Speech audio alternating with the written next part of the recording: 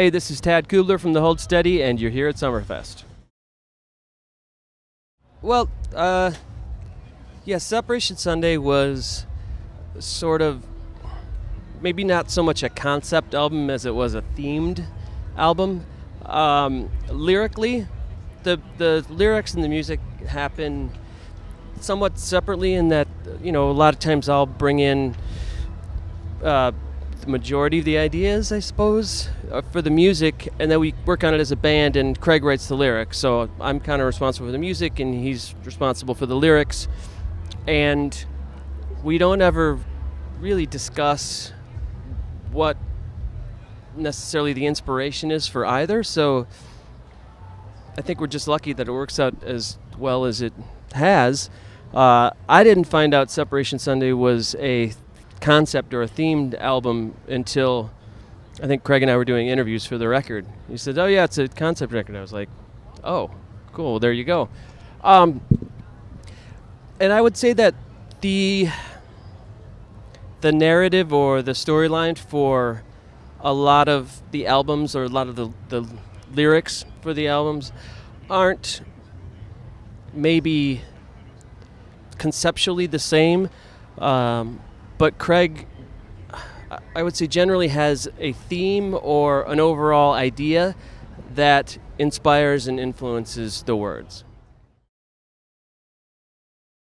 Well, the 4 years, I think it definitely had an impact on a lot of things. I mean, there were so many things that happened in those 4 years, and there were a lot of things that happened leading up to that. We released 5 records in about 7 years, and I think, we weren't really going to be able to continue with that pace. And after Heaven Is Whenever came out, our 5th album, we wanted to take, a few months off. I think we talked about taking the summer off, and that quickly turned into a year, which turned into 2, which then turned into 3, which turned into 4. We had so much momentum. I think that carried us up, at least 2, possibly even through that 5th album. When we stopped and took a break, I don't think any of us realized how tricky it was going to be to kind of maybe get that momentum back in a lot of different areas, not necessarily creatively, because I felt coming into really starting to work on the record, there were a lot of ideas. We had a lot of music. We had a ton of, we had so many songs that I think it was tough to choose which ones we were going to, use for the record and what was going to happen with them. So I think that, to answer your question, yes, the break had a huge impact on the album. Yeah, I mean, well, just to clarify too, we didn't write the song. George R. Martin, I should say, not George Martin, the producer, he wrote the lyrics when he's writing the books, and I hope I don't butcher his name, Ramin Djawadi, I think is how you pronounce his name, who's the composer for the show, does all the source music and score, and I believe he did the theme song too. He composed the music.